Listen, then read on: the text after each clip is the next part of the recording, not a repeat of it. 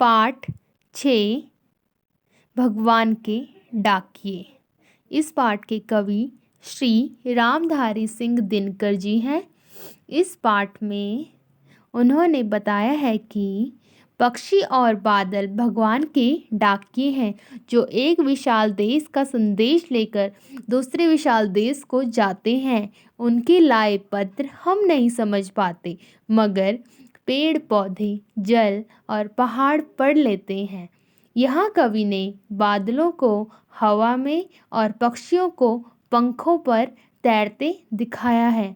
वे कहते हैं कि एक देश की सुगंधित हवा दूसरे देश पक्षियों के पंखों द्वारा पहुँचती है।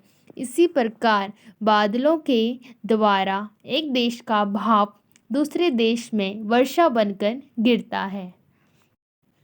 कविता की पहली पंक्ति।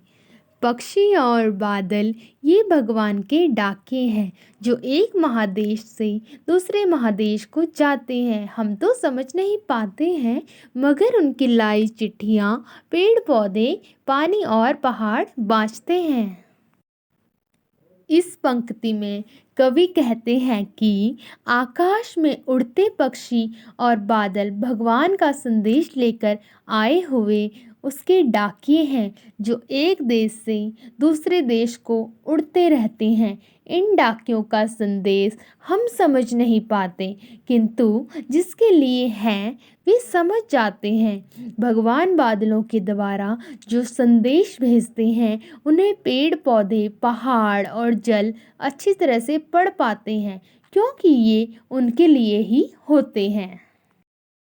कविता की दूसरी पंक्तियाँ। हम तो केवल यह आगत है कि एक देश की धरती दूसरे देश को सुगंध भेजती है और वह सौरभ हवा में तैरते हुए पक्षियों की पंखों पर तैरता है और एक देश का भाप दूसरे देश में पानी बनकर गिरता है। इस पंक्ति में कवि कहते हैं कि हम मनुष्य देश को उसकी सीमाओं से जानते हैं, किंतु प्रकृति किसी सीमा को नहीं जानती। वह अपना वरदान सबको देती है। सुगंध किसी बंधन को नहीं मानते। एक देश से दूसरे देश उड़ती जाती है। वही महक पक्षियों के पंखों पर बैठकर इधर से उधर उड़ती रहती है और एक देश से उठी भाप दूसरे देश में वर्षा बनकर बरसती रहती है। कविता का संदेश। भगवान के डाकिए में कवि रामधारी सिंह दिनकर जी ने पाठकों को प्राकृतिक उपादानों के माध्यम से प्रेम, समानता, एकता और भाईचारे का संदेश दिया है। कवि ने पक्षी और बादलों को भगवान का डाकिया माना है जो बिना सीमाओं को माने हुए एक देश से दूसरे देश तक भगवान का संदेश सुनाते रहते हैं। उनके संदेश को साधारणतः मनुष्य नहीं समझ पाते हैं। पक्षी और बादल धरती के ही अंश हैं। वे मनुष्यों की तरह भेदभाव नहीं बरतते हैं। पक्षी अपने पंखों द्वारा एक देश के फूलों की सुगंध और पानी को दूसरे देश तक पहुंचाते हैं। मनुष्य तो केवल अनुमान लगाते रह जाते हैं, जबकि धरती का भाप एक देश से दूसरे देश में जाकर बरसात के रूप में बरस जाता है।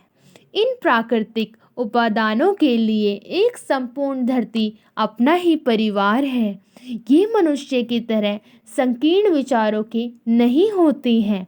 ये ईश्वर का संदेश सारी धरती पर प्रचार करते फिरते हैं। देशों की सीमाएं सिर्फ मनुष्यों के लिए है। भगवान के डाकिए पक्षी, बादल, पेड़ और पानी के लिए नहीं है। उनके लिए समस्त जग अपना परिवार है। धन्यवाद।